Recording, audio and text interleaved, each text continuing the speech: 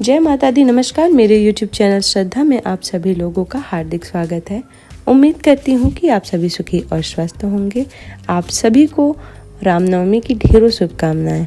आज इस वीडियो के माध्यम से हम जानते हैं माँ दुर्गा सप्तशती के 13वें अध्याय के बारे में, जिसमें राजा सुरथ और वैश्य को देवी का वरदान के बारे में बताया गया है। महर्षि मेधा ने कहा, हे राजन, इस प्रकार देवी के उत्तम महात्म्य का वर्णन मैंने तुमको सुनाया। जगत को धारण करने वाली इस देवी का ऐसा ही प्रभाव है। वही देवी ज्ञान को देने वाली हैं और भगवान विष्णु की इस माया के प्रभाव से तुम और यह वैश्य तथा अन्य विवेकी जन मोहित होते हैं और भविष्य में मोहित होंगे। हे राजन, तुम इसी परमेश्वरी की शरण में जाओ। यही भगवती आराधना करने पर मनुष्यों को भोग, स्वर्ग तथा मोक्ष प्रदान करती हैं। मार्कंडेय जी ने कहा, महर्षि मेधा की यह बात सुनकर राजा सुरथ ने उन उग्र व्रत वाले ऋषि को प्रणाम किया और राज्य के छिन जाने के कारण उसके मन में अत्यंत ग्लानि हुई और वह राजा तथा वैश्य तपस्या के लिए वन को चले गए और नदी के तट पर आसन लगाकर भगवती के दर्शनों के लिए तपस्या करने लगे।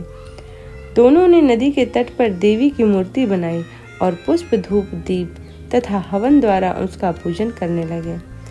पहले उन्होंने आहार को कम कर दिया, फिर बिल्कुल निराहार रहकर भगवती में मन लगाकर एकाग्रता पूर्वक उनकी आराधना करने लगे। वह दोनों अपने शरीर के रक्त से देवी को बलि देते हुए 3 वर्ष तक लगातार भगवती की आराधना करते रहे। 3 वर्ष के पश्चात जगत का पालन करने वाली चंडिका ने उनको प्रत्यक्ष दर्शन देकर कहा, हे राजन, अपने कुल को प्रसन्न करने वाले वैश्य, तुम जिस वर की इच्छा रखते हो वह मुझसे मांगो। वह वर मैं तुमको दूंगी, क्योंकि मैं तुम पर अत्यंत प्रसन्न हूँ।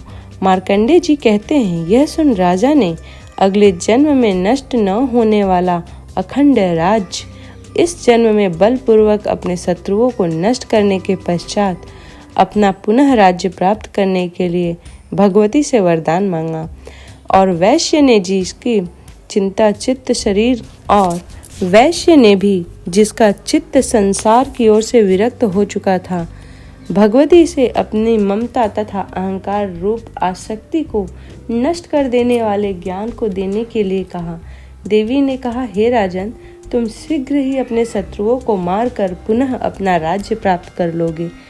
तुम्हारा राज्य स्थिर रहने वाला होगा।